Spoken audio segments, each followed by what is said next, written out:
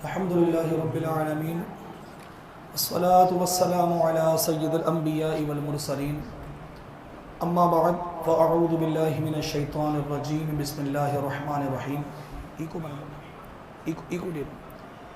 قال اللہ تبارک و تعالی فی القرآن المجید والفرقان الحمید لإیلاف قریش ایلافہم رحلة الشتاء والصیف صدق اللہ العظیم وصدق رسولہ النبی الکریم صلی اللہ تعالی علیہ وآلہ وسلم۔ تمام تعریفیں اللہ رب العالمین کے لیے جو خالق کائنات بھی ہے، مالک شش جہات بھی، جو اپنی وحدانیت کے کمال میں تنہا ہے، اپنی بادشاہت کی بڑائی میں بلند و بالا، عظمتوں والا، رفعتوں والا ہے۔ درود واسطے اللہ کے محبوب دانائے غیوب، منزہ عن العیوب، سرکار دو عالم، دستگیر بے کساں، حضرت محمد مصطفیٰ صلی اللہ علیہ وآلہ وسلم کی بارگاہ ناز میں پیش کرنے کے بعد تمام ناظرین، حاضرین اور سامعین کو السلام علیکم ورحمۃ اللہ وبرکاتہ۔ آج ہم سب جس شخصیت، جس ذات مقدسہ کے ذکر کو کرنے کے لیے یہاں جمع ہوئے ہیں، وہ ذات کوئی عام ذات نہیں، کوئی چھوٹی موٹی ذات نہیں، بلکہ اللہ کے محبوب صلی اللہ علیہ وآلہ وسلم کی ذات مبارکہ کے لیے آپ کی ازدواجی زندگی میں جو پہلا انتخاب جو آپ کی زندگی میں شامل ہو کر حضور علیہ الصلوۃ والسلام کی نسل مبارکہ چلنے کے لیے جس کا انتخاب ہوا، اور یہ یاد بھی رکھیں کہ انتخاب بھی کیونکہ حضور علیہ الصلوۃ والسلام کی زندگی کا ہے، تو جن کے قول کے لیے اللہ نے فرمایا کہ ان ہوا الا وحی یوحی، کہ جو کچھ وہ فرماتے ہیں وہ تمام کا تمام اللہ تبارک و تعالیٰ کی طرف سے نازل کردہ وحی الہی ہوتی ہے، تو ان کا فعل بھی جتنے ہیں تمام کے تمام اللہ تبارک و تعالیٰ ہی کی جانب سے متعین کردہ ہیں۔ تو حضور علیہ الصلوۃ والسلام کی زندگی کے لیے ازدواجی زندگی میں پہلا انتخاب جس شخصیت کا، جس ذات مبارکہ کا ہوا، وہ حضرت سیدہ خدیجہ الکبریٰ رضی اللہ تعالی عنہا کا انتخاب ہے، اور انہی کی شخصیت کے حوالے سے آپ کے ذکر خیر کو ہم یہاں کرنے کے لیے جمع ہوئے ہیں۔ مختصر وقت میں انشاءاللہ چند گزارشات یا چند آپ کی حیات مبارکہ کے حوالے سے گفتگو کرنے کی کوشش کریں گے۔ اللہ تبارک و تعالی ان پیاروں کے ذکر خیر کی برکت سے ہمارے دلوں کو منور فرمائے۔ اللہ تبارک و تعالی نے قرآن عظیم میں سورہ قریش میں ارشاد فرمایا کہ لإیلاف قریش، کہ اللہ تبارک و تعالی نے قریش کے دل کو مائل کر دیا، ایلافہم رحلۃ الشتاء والصیف، اور ان کے دلوں کا میلان ہو گیا کوچ کرنے کی طرف، رحلت کرنے کی طرف گرمیوں اور سردیوں میں۔ اس کی تفاسیر میں لکھا ہے کہ اللہ تبارک و تعالی نے قریش کے دل کو اس بات پر مائل کیا کہ وہ گرمیوں میں، سردیوں میں ملک یمن اور گرمیوں میں ملک شام کی طرف کوچ کریں اور اپنے تجارتی قافلوں کو وہاں لے کر جائیں اور تجارت کے معاملات کو نمٹائیں، اور جس کے ذریعے سے اپنی زندگی کا گزر بسر کریں۔ چنانچہ یہ معمول تھا کہ قریش کے قافلے تجارتی دیگر شہروں میں جایا کرتے تھے، اور پیارے آقا علیہ الصلوۃ والسلام کی حیات مبارکہ میں آپ کی عمر مبارک جب 25 سال کو ہوئی، تو 25 سال کی عمر مبارکہ میں حضور صلی اللہ علیہ وسلم کی دیانت داری، آپ کا امین ہونا، آپ کا صادق ہونا، آپ کے تجارت کے معاملے میں بڑے کمال کے اصول کا مرتب ہونا، یہ دور دور تک شہرت پہنچ چکا تھا کہ حضور صلی اللہ علیہ وسلم قریش میں ایک ایسی شخصیت ہے محمد عربی کے، جن کی شخصیت میں، جن کی تجارت بڑی کمال کی ہوتی ہے اور بہت پاکیزہ تجارت ہوتی ہے۔ تو جس طرح ہر بندے کی خواہش ہوتی ہے کہ وہ کسی پاکیزہ، کسی امانت دار، کسی دیانت دار شخص سے تجارت کرے، تو اسی طرح جو لوگ تجارت کرواتے ہیں ان کی خواہش ہوتی ہے کہ شاید کاش ہمارے ساتھ کوئی ایسا بندہ جڑ جائے جو کہ ایماندار ہو، جو دیانت دار ہو، جس کے اصول بڑے پختہ ہوں، تاکہ ہمارا کاروبار بھی اچھا چلے۔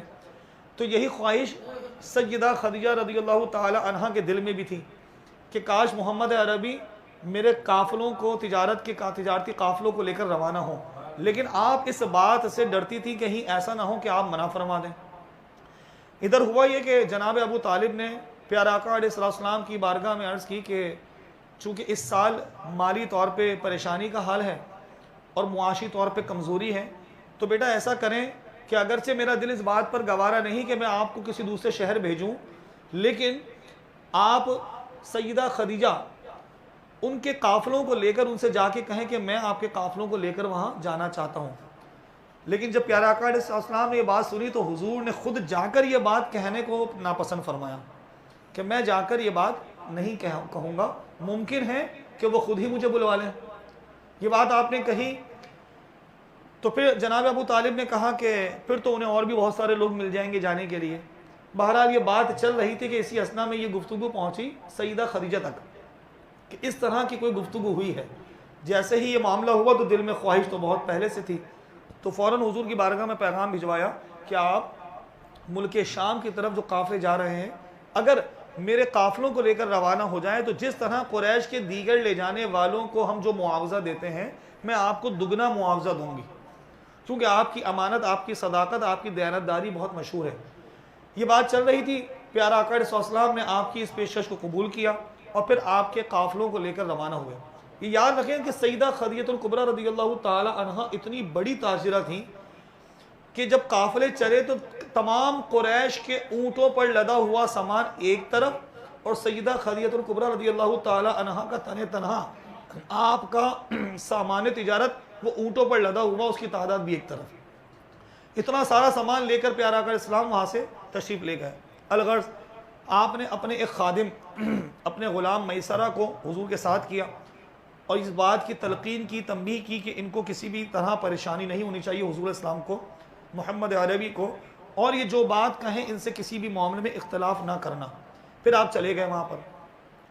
اب جب آپ جانے لگے تو راستے میں پیارا آقا علیہ السلام کی برکتیں یقیناً ہر ساتھ رہنے والا شخص دیکھنے لگا، اور میرے آقا صلی اللہ علیہ وآلہ وسلم پر جو نا وہ ایک بادل سایہ فگن رہتا تھا، تو وہ یہ بھی دیکھنے لگے کہ اور ہما وقت ایک سایہ آپ کے سر پر ہے، آپ کے سر مبارک پر ہے، اور جو ساتھ ہوتا ہے وہ بھی فیضیاب ہوتا ہے. الغرض جب ملک شام کی طرف پہنچے وہاں کے راہبوں نے دیکھا کہ ایک شخص آ رہا ہے کہ جس کے اوپر مسلسل ایک بادل سایہ فگن ہے، تو بڑے حیران ہو گئے. پھر جب قریب آئے تو قافلہ رکا اور حضور صلی اللہ علیہ وسلم نے اتر کر ایک درخت کے نیچے آرام فرمایا. اب جس درخت کے نیچے آرام فرمایا تو راہب سارے کے سارے حیران رہ گئے، کہنے لگے یہ کون شخص ہے؟ بتایا گیا بھائی محمد عربی ہیں. ان کے اوصاف کے بارے میں پوچھا، کہنے لگے ہماری کتابوں میں لکھا ہے حضرت عیسیٰ علیہ السلام نے فرمایا تھا کہ اس درخت کے نیچے آرام کرنے کے لیے جو شخص رکے گا وہ اس زمانے کا آخری زمانے کا نبی ہوگا، وہ آخری نبی ہوں گے، کیونکہ اس درخت کے نیچے کوئی اور آرام نہیں کر سکتا. تو لہذا پیارے آقا علیہ السلام وہاں پر آرام فرماتے. اب روایتیں مختلف ہیں، کسی نے ذکر کیا کہ آپ علیہ السلام سے جا کر انہوں نے بات عرض کر دی تھی، کسی سے منقول ہے کہ جو میسرہ تھے ان کے غلام تھے ان کو یہ بات ذکر کر دی گئی تھی. بہرحال آپ علیہ السلام نے وہاں سے تجارت فرمائی اور حضور کی برکت سے تمام قافلے والوں کو بہت زیادہ نفع ہوا، حتیٰ کہ سیدہ خدیجہ الکبریٰ رضی اللہ تعالی عنہ کی تجارت میں پچھلے تمام سالوں کے مقابلے میں کئی دگنا کئی زیادہ نفع ہوا. میسرہ بھی بہت خوش تھے. اب واپسی کا معاملہ ہوا، پیارا آقا علیہ السلام نے واپسی کے لیے کچھ سامان خریدا. اب جب سامان خریدا تو اس میں کچھ اختلاف ہو گیا. جس سے خریدا تو اس نے کہا کہ تم لات اور عزیٰ کی قسم کھاؤ. لات اور عزیٰ ان کے بڑے بڑے بتوں کے نام تھے. میرے آقا علیہ السلام نے ارشاد فرمایا میں ان کی قسم کبھی نہیں کھاؤں گا، میں تو جب گزرتا ہوں تو ان کی طرف بالکل توجہ تک نہیں کرتا، تو میں ان کی قسم نہیں کھا سکتا. جب یہ باتیں لوگوں نے سنی تو چونکہ یہ باتیں بھی نشانیوں میں موجود تھیں تو پھر میسرہ سے عرض کی کہ ان کا دھیان رکھنا، یہ اس دور کے اللہ کے آخری نبی ہیں جو اعلان نبوت فرمائیں گے. یہ باتیں ساری میسرہ کی عقیدت بڑھتی رہی، وہ حضور کی ایسے خدمت کرتے جیسے حضور کے غلام ہوں. اب جب واپسی کا سفر ہوا تو واپس آتے ہوئے میسرہ نے کہا کہ آپ ایک کام کیجئے. حضور کی بارگاہ میں عرض کی کہ اگر ممکن ہو تو چونکہ تجارت میں اتنا نفع ہوا ہے، سیدہ خدیجہ الکبریٰ رضی اللہ تعالی عنہا کو آپ خود جا کر پہلے اس کی خبر دے دیجئے تاکہ وہ خوش ہو جائیں. حضور علیہ السلام تشریف لے گئے ایک اونٹ پر. اب جس اونٹ پر سوار ہو کے گئے تو پھر دو فرشتوں نے آپ پر سایہ کیا ہوا. مکے میں یہ ہوا کہ دوپہر کا وقت تھا اور سیدہ خدیجہ الکبریٰ رضی اللہ تعالی عنہا گھر کی اونچائی پر بیٹھی ہوئی تھی، آرام فرماتی اپنی سہیلیوں کے ساتھ. تو انہوں نے دیکھا کہ مکے کے باہر سے کوئی شخص آ رہا ہے اور اس پر مسلسل سایہ ہے. بڑی حیران ہوئی. جب اندر آئے تو دیکھا کہ محمد عربی علیہ السلام ہیں. آپ نے کہا اچھا، آپ نے خبر دی. بڑی خوش ہوئی. پھر انہوں نے اس بات کو کنفرم کرنے کے لیے تصدیق کرنے کے لیے طریقہ کار کیا کہ ان سے حضور کی بارگاہ میں عرض کی کہ آپ اگر ممکن ہو سکے تو میسرہ کو جا کے فرمائیے کہ وہ جلدی سے آ جائیں تاکہ سارے معاملات دیگر آسانی کے ساتھ دیکھ لیے جائیں، اور اس بات کی خوشی بھی ہے کہ اتنا نفع ہوا ہے۔ حضور اسلام نے سواری لی اور آپ روانہ ہو گئے۔ جب روانہ ہوئے تو پھر انہوں نے ملاحظہ کیا غور سے، تو پھر واپس حضور پہ سایہ ہوتا ہوا جانے لگا۔ انہوں نے کہا یہ حضور اسلام پر محمد عربی پر ہی سایہ ہے، یہ اللہ کی رحمت ہے۔ اب یہ سارے معاملات ہو رہے ہیں۔ جب آپ تشریف لائے واپس تو سارے معاملات میسرہ نے سیدہ خدیجہ سے ذکر کیے، اور ساری باتیں سننے کے بعد اب سیدہ خدیجہ الکبریٰ رضی اللہ تعالی عنہا کی وہ ذات مبارکہ ہے کہ آپ کی عمر مبارک تھی 40 سال۔ کتنی عمر تھی؟ 40 سال۔ اور حضور اسلام کی عمر تھی 25 سال، اور آپ کے 2 نکاح پہلے ہو چکے تھے اور آپ صاحب اولاد بھی تھیں۔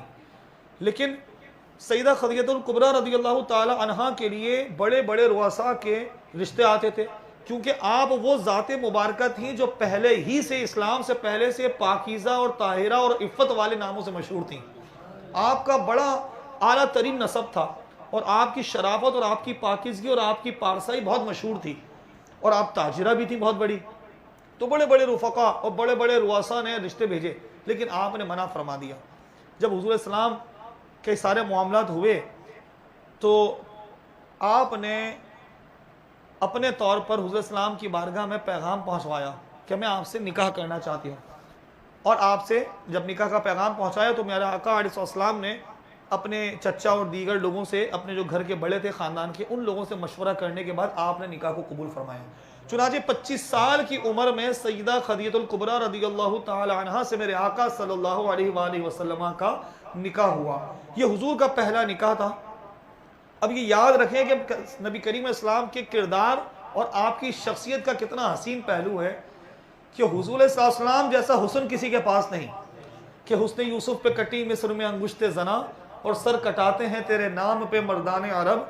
حضور کی گفتار سے بڑھ کے کسی کی گفتار نہیں، کہ میں نثار تیرے کلام پر ملی یوں تو کس کو زبان نہیں، وہ سخن ہے جس میں سخن نہ ہو، وہ بیان ہے جس کا بیان نہیں، تیرے آگے یوں ہیں دبے لچے وہ فصحاء عرب کے بڑے بڑے، کوئی جان منہ میں زبان نہیں بلکہ جسم میں جان ہی نہیں۔ تو لہذا وہ حضور کا کلام، وہ حضور کی گفتار، وہ حضور کا حسن، کتنے رشتے اس کے باوجود موجود، لیکن میرے آقا علیہ السلام نے نکاح کا انتخاب کس سے فرمایا؟ سیدہ خدیجہ الکبریٰ رضی اللہ تعالی عنہا، جو آپ سے عمر میں 15 سال بڑی ہیں۔ آپ سے عمر میں 15 سال بڑی ہیں، اور پہلے سے 2 شادیاں آپ کی ہو چکی تھیں، لیکن بہرحال میرے آقا علیہ السلام نے آپ سے نکاح فرمایا، اور حضور کی ازدواجی زندگی بہت خوشحال گزری۔ سیدہ خدیجہ الکبریٰ رضی اللہ تعالی عنہا وہ واحد ازواج مطہرات میں سے پہلی زوجہ ہیں کہ جنہوں نے سب سے طویل عرصہ حضور کی زوجیت میں گزارا، کیونکہ حضور علیہ السلام نے 25 سال کی عمر میں آپ سے نکاح فرمایا، اور حضور کی 50 سال کی عمر مبارکہ کے اندر سیدہ خدیجہ الکبریٰ رضی اللہ تعالی عنہا کا انتقال ہوا۔ یعنی 25 سال کا عرصہ آپ نے حضور کی معیت میں، حضور کی زوجیت میں گزارا۔ اب سیدہ خدیجہ الکبریٰ رضی اللہ تعالی عنہا کی کچھ خصوصیتیں ہیں، کچھ خاصیتیں ہیں۔ سب سے پہلی بات تو آپ نے سنی کہ آپ حضور کی پہلی زوجہ ہیں، لہٰذا آپ تمام مومنوں کی سب سے پہلی ماں ہیں۔ ازواج مطہرات میں ام المؤمنین ہونے میں آپ کا سب سے پہلا نمبر ہے۔ پھر اسی طرح آپ نے حضور اسلام کے ساتھ بہت طویل زندگی کا عرصہ بھی گزارا، اور دوسرا ایک اہم خصوصیت یہ کہ آپ رضی اللہ تعالی عنہ اسلام میں پہلی اسلام لانے والی خاتون ہیں، کہ جنہوں نے سب سے پہلے اسلام کو قبول کیا، پہلی مسلمان ہیں۔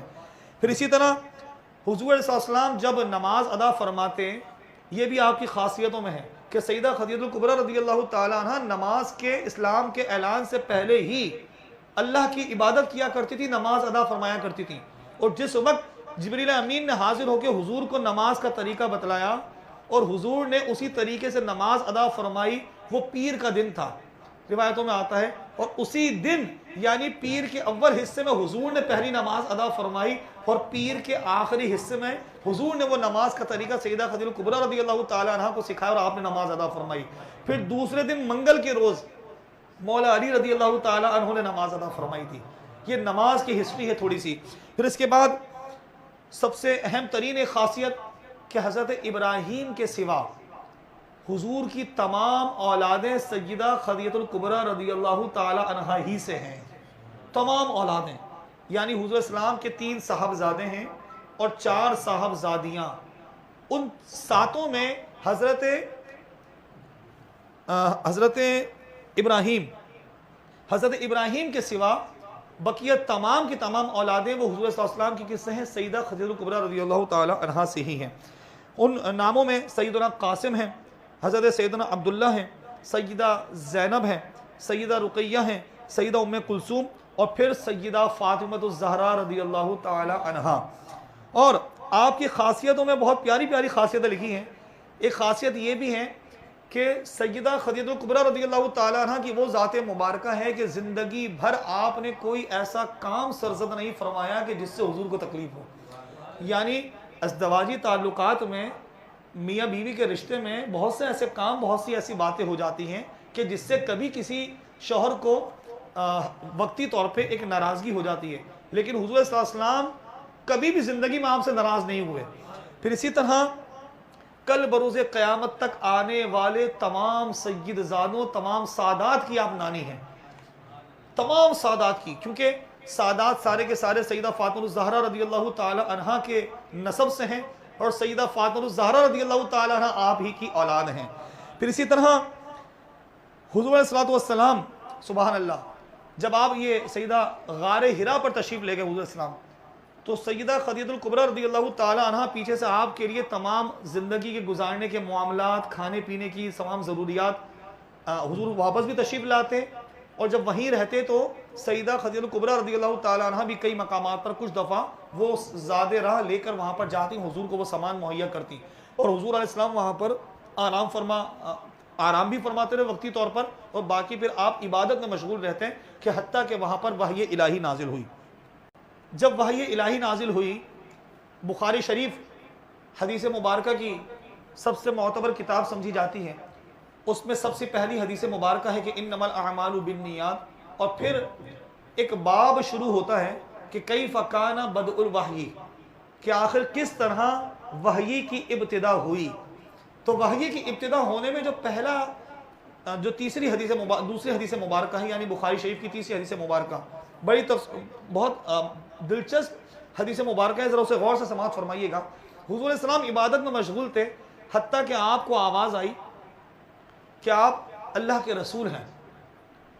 پھر آپ نے جب اوپر دیکھا تو آسمان و زمین کے درمیان آپ نے ایک شخص کو ملاحظہ کیا، اور انہوں نے حضور سے عرض کی کہ اقرا، پڑھیے۔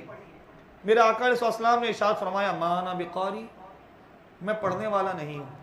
یہ ذہن میں رکھیے گا کہ بہت سے لوگوں نے اس کا ترجمہ کسی اور رنگ سے کیا، انہوں نے یہ کیا کہ میں پڑھا لکھا نہیں ہوں معاذ اللہ، یا مجھے پڑھنا نہیں آتا۔ یہ ترجمہ نہیں ہے، کیونکہ قاری کہتے ہیں، دیکھیں قاری کہتے ہیں قراءت کرنے والے کو، جو قراءت کرتا ہے، جو تلاوت کرتا ہے۔ علماء اکرام یہاں تشریف فرمائے ماشاءاللہ، اور کچھ ایسے طلبہ بھی ہیں جو کہ صیغوں کو جانتے ہیں صرف و نحو کے اعتبار سے، تو لہٰذا قاری اس میں فاعل کا صیغہ ہے، اور جس کا مطلب ہوتا ہے پڑھنے والا۔ حضور نے فرمایا ما انا بقاری، میں پڑھنے والا نہیں ہوں، یہ نہیں فرمایا میں پڑھا ہوا نہیں ہوں۔ کیوں ایسا کیوں فرمایا؟ بزرگان دین فرماتے ہیں، محدثین اکرام فرماتے ہیں کہ اس لیے کہ میرے آقا صلی اللہ علیہ وآلہ وسلم نے 2 وجوہات کی بنا پر نہیں پڑھا۔ سب سے پہلی وجہ کہ آپ علیہ السلام کی یہ شان مبارکہ نہیں تھی کہ آپ اللہ کا نام لیے بغیر کچھ پڑھتے۔ دوسری شان مبارکہ کہ حضور علیہ السلام نے جو منع فرمایا کہ میں پڑھنے والا نہیں ہوں، تو فرماتے ہیں کہ اس کی بڑی وجہ یہ تھی کہ جیسے ہی جبریل امین نے یہ کہا کہ اقرأ بسم ربک الذی خلق، پڑھیے اپنے رب کے نام سے، تو آپ نے فوراً پڑھنا شروع کر دیا۔ اور دوسری اہم ترین جو اس میں وجہ وہ بیان فرمائی وہ یہ کہ دیکھیں، ذرا غور سے سنیے گا، اگر وہ ایک شخص ہو جو دیکھ نہیں سکتا، نابینا ہے، یعنی جس میں طاقت اور صلاحیت نہیں ہے کس بات کی؟ دیکھنے کی، اگر ہم اسے کہیں کہ بھائی ذرا بتانا کیا وقت ہوا ہے، تو سب کیا کہیں گے؟ یار آپ یا تو بھول گئے کہ یہ نابینا ہے، یا پھر آپ نے مذاق کیا ہے، ان کا مذاق اڑایا ہے۔ یعنی حکیم جو ذات مبارکہ ہوتی ہے اس کی حکمت کے خلاف ہے کہ وہ کسی کام کو ایسے کام کی تلقین کرے یا مکلف کرے یا پابند کرے کہ جو کام کرنا اس کے اپنے اختیار ہی میں نہ ہو۔ بھائی ایک شخص اگر نہیں دیکھ سکتا اور ہم اسے کہیں کہ دیکھو تو یہ تو اسے تکلیف میں ڈالنا ہے۔ ہاں جو شخص دیکھ سکتا ہے اسے کہا جائے کہ دیکھو تو وہ دیکھ لے گا۔ تو بزرگان دین فرماتے ہیں کہ اللہ تبارک و تعالیٰ کا اقرا پڑھو یہ فرمانا ہی اس بات کی دلیل ہے کہ حضور کو پڑھنا آتا تھا، ورنہ اگر حضور میں پڑھنے کی معاذ اللہ صلاحیت نہ مانی جاتی تو اللہ تبارک و تعالیٰ کیوں فرماتا کہ محبوب پڑھو؟ لہذا یہ لفظ اقرا بھی حضور صلی اللہ علیہ وسلم کی نعت مبارکہ ہے۔ قرآن کی پہلی وحی بھی حضور کی نعت مبارکہ کہ حضور کو پڑھنا آتا تھا۔ پھر آپ نے جبریل امین نے جب حضور کو دبایا، گلے لگایا، حتیٰ کہ حضور فرماتے میں نے اس کی سختی محسوس کی، اور پھر چھوڑا اور پھر کہا کہ اقرا۔ حضور نے فرمایا ما انا بقاری، میں پڑھنے والا نہیں ہوں۔ پھر تیسری دفعہ حضور کو گلے لگایا، 3 دفعہ ایسا ہوا اور بھیچا، اور پھر چھوڑا اور کہا کہ اقرا۔ حضور فرمایا ما انا بقاری۔ پھر جب 3 دفعہ یہ معاملہ ہو گیا تو جبریل امین نے عرض کی کہ اقرا بسم ربک الذی خلق، پڑھیے اپنے رب کے نام سے کہ جس نے تخلیق کیا۔ تو جیسے ہی یہ کہا میرے آقا علیہ السلام نے اس وحی الہی کو پڑھنا شروع کر دیا۔ لیکن جب یہ معاملہ ہوا تو چونکہ وحی ایک بہت بڑا معاملہ ہے، سیدہ عائشہ فرماتی ہیں کہ جب سخت سردیوں میں وحی الہی نازل ہوتی اللہ تو کہتی ہے میں دیکھتی کہ میرے آقا علیہ السلام کی جبین مبارکہ عرق آلود ہو جایا کرتی تھی، پسینوں سے شرابور ہو جاتی۔ کیوں؟ کیونکہ وحی الہی نازل ہونا تھا۔ کوئی آسان بات تھوڑی ہے۔ اللہ تعالیٰ فرماتا ہے لو انزلنا هذا القرآن على جبل لرأيته خاشعا متصدعا من خشیۃ اللہ، اگر ہم اس قرآن کو پہاڑوں پر نازل کرتے تو تم دیکھتے کہ اس کی ہیبت سے، اس کے خوف سے پہاڑ ریزہ ریزہ ہو جاتے۔ یہ حضور کا سینہ اطہر تھا، سینہ انور تھا کہ اس میں پورا کا پورا قرآن نازل ہوا۔ تو لہٰذا وحی الہی کا آنا آسان نہیں ہوتا تھا۔ جب یہ پہلی دفعہ معاملہ ہوا تو میرے آقا علیہ السلام ایک کیفیت تاری حضور پہ، اور حضور تشریف لے آئے نیچے، سیدہ خدیجہ کبریٰ رضی اللہ تعالیٰ عنہ کے پاس آئے اور آ کر آواز لگائی زملونی زملونی، مجھے چادر اڑاؤ، مجھے چادر اڑاؤ۔ اسی کا لقب وہ ہے نا سورہ مزمل میں، یا ایھا المزمل، اے چادر اڑنے والے، یا ایھا المدثر، اے چادر اڑنے والے، دونوں کا معنی یہی ہے۔ تو لہذا آپ نے فرمایا زملونی، پھر آپ آتی ہیں اور آپ کو چادر اڑاتی ہے۔ پھر جب میرے آقا علیہ السلام سارا ماجرا سناتے ہیں تو اب دیکھیں سیدہ خدیجہ کبریٰ رضی اللہ تعالیٰ عنہ کا کمال، ایک بیوی کا اپنے شوہر کو کیسا سپورٹ ہے۔ آپ انہیں لے کے جاتی ہیں اپنے چچا زاد بھائی ورقہ بن نوفل کے پاس، جو حضور کو ساری بات سن کر فرماتے ہیں یہ تو وہی فرشتہ ہے کہ جو تمام نبیوں پر وحی الہی کو لے کر آتا ہے، وہی فرشتہ آپ کی بارگاہ میں حاضر ہوا ہے اور حضور صلی اللہ علیہ وسلم پر وحی الہی نازل کی گئی۔ لہذا پھر حضور صلی اللہ علیہ وسلم پر جب وحی الہی کا نزول ہوا اور سیدہ خدیجہ کبریٰ رضی اللہ تعالی عنہا نے بھی اس کو سب سے پہلے اسلام کو قبول کیا، اور پھر یہ معاملات چلتے رہے۔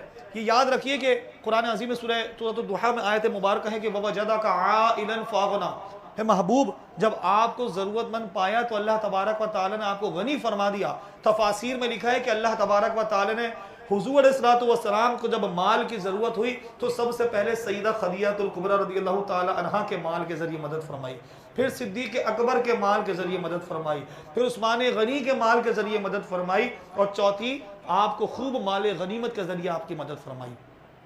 تو لہٰذا دوسری کچھ دلچسپ باتیں ہیں۔ میرے آقا علیہ السلام سیدہ خدیجہ کبریٰ رضی اللہ تعالی عنہا کا اتنا ذکر کرتے کہ ایک دفعہ سیدہ عائشہ فرماتی ہیں کہ یا رسول اللہ گویا کہ کوئی اور تو عورت ہے ہی نہیں، آپ تو اتنا تذکرہ فرماتے ہیں کہ جیسے کوئی اور عورت ہے ہی نہیں، آپ تو اتنا ان کا تذکرہ فرماتے ہیں۔ پھر حضور صاحب جب یہ سنتے تو فرماتے ہیں خدیجہ تو ایسی تھیں، خدیجہ تو ایسی تھیں، خدیجہ تو ایسی تھیں، خدیجہ تو ایسی تھیں، وہ یہ کیا کرتی تھی، وہ یہ کیا کرتی تھی، وہ یہ کیا کرتی تھی۔ تو لہذا سیدہ عائشہ صدیقہ رضی اللہ تعالی عنہا نے اگرچہ انہیں نہیں دیکھا لیکن آپ فرماتی ہیں کہ مجھے بہت زیادہ آپ سے ایک معاملہ قلبی تھا، اس لیے کہ حضور ان کی بہت زیادہ تعریف فرمایا کرتے تھے۔ اور یہ جو معاملہ ہے کہ آپ کے بارے میں اس طرح کہنا یہ کسی حسد کی وجہ سے نہیں ہے، بلکہ در حقیقت رشک کرنے کے لیے کہ اللہ کے محبوب نے کیسی محبت فرمائی ہے کہ زندگی میں بھی اتنی محبت کی، اور زندگی میں چلے جانے کے باوجود اتنی ساری ازواج مزید ہونے کے باوجود بھی سیدہ خدیجہ کبریٰ رضی اللہ تعالیٰ عنہ کا ہر لمحہ تذکرہ فرماتے ہیں۔ حتیٰ کہ جب حضور بکری کو ذبح فرماتے تو اس کے گوشت کو سیدہ خدیجہ الکبریٰ رضی اللہ تعالی عنہ کی سہیلیوں کو بھجوایا کرتے تھے کہ یہ ان کے بھجوائیں، کیونکہ وہ ان کی دوست ہیں۔ ایک دفعہ سیدہ خدیجہ رضی اللہ تعالی عنہ کی بہن آئیں اور انہوں نے حضور سے اندر آنے کی اجازت چاہی، تو ان کی آواز سیدہ خدیجہ سے میچ ہوتی تھی۔ روایتوں میں آتا ہے کہ جیسے حضور نے سنا تو حضور پر جھرجھری طاری ہو گئی، ایک کیفیت طاری ہو گئی، کیونکہ حضور کو وہی یادیں آ گئیں، سیدہ خدیجہ کا پوچھنا یاد آ گیا۔ تو ایسی آپ کی محبت تھی، اور میرے آقا صلی اللہ علیہ وسلم فرماتے ہیں کہ میری اولادیں ان سے ہیں، تو آپ نے بے حد محبت فرمائی۔ پھر اسی طرح سیدہ خدیجہ الکبریٰ رضی اللہ تعالیٰ عنہ بھی حضور کو بہت تحفے عطا کرتی تھی۔ حضرت زید بن حارثہ رضی اللہ تعالیٰ عنہ، جن کا ذکر باقاعدہ قرآن عظیم کی تفاسیر میں بھی ہے، قرآن میں بھی ہے، اور وہ بھی جو غلام تھے تو وہ سیدہ خدیجہ الکبریٰ رضی اللہ تعالیٰ عنہ کو غلام ملے تھے، آپ ہی نے حضور کی بارگاہ میں تحفتاً پیش کیا تھا۔ اور پھر اسی طرح آخری بات میں ذکر کروں کہ یہ ہماری خواتین کو بھی چاہیے گھریلو زندگی کیسے اچھی گزاری جائے، کہ ایک دفعہ دائی حلیمہ رضی اللہ تعالیٰ عنہ حضور کی بارگاہ میں آئیں جب اعلان نبوت ہو چکا تھا، اور آ کر اپنے معاملات کے بارے میں، جو تنگ دستی کے معاملات تھے اس کا ذکر فرمایا کہ کچھ پریشانیاں ہیں۔ تو جب حضور نے سیدہ خدیجہ سے یہ بات ذکر کی تو سیدہ خدیجہ الکبریٰ رضی اللہ تعالی عنہا نے آپ کو تحفتاً 40 بکریاں اور ایک اونٹ اسی وقت تحفے میں عطا فرمایا۔ حضور کی والدہ رضائی والدہ، یہ ذرا سوچئے، آج جو ہماری بہنیں دیکھ رہی ہوں یا بعد میں دیکھیں یا سنیں، یا ہمارے بھائی بیٹھے ہیں، تو کبھی وہ اس بات میں بھی اپنی زوجہ کو اس اعتبار سے بھی تلقین کر سکتے ہیں ان سیرت کے پہلوؤں کو بتا کر کہ کس طرح کے معاملات تھے، کیونکہ دیکھیں حضور فرماتے ہیں تحفہ دینے سے محبت بڑھتی ہے۔ ہم کیوں ہمیشہ صرف تحفہ لینے کی فکر کرتے ہیں، تو تحفہ دینا بھی چاہیے۔ تو بہرحال آج ہم نے سیدہ خدیجہ الکبریٰ رضی اللہ تعالی عنہ کی زندگی کے چند پہلو سنے، یقیناً ہمارے دل میں آپ کے لیے محبت کا اضافہ ہوا ہوگا، اور اللہ تبارک و تعالی ان کی برکتیں، ان کی رحمتیں ہمیں عطا فرمائے۔ پھر آپ کا 10 رمضان المبارک کو وصال ہوا رمضان کے مہینے میں، اور ابھی 4 سے 5 دن گزرے تھے جناب ابو طالب کے انتقال کو ہوئے۔ حضور ویسے ہی بہت غم کی حالت میں تھے، اور اسی دوران پھر سیدہ خدیجہ کا بھی وصال ہوا۔ تو پیارا آقا علیہ الصلوۃ والسلام نے اس سال کو عام الحزن یعنی غم کے سال سے یاد فرمایا۔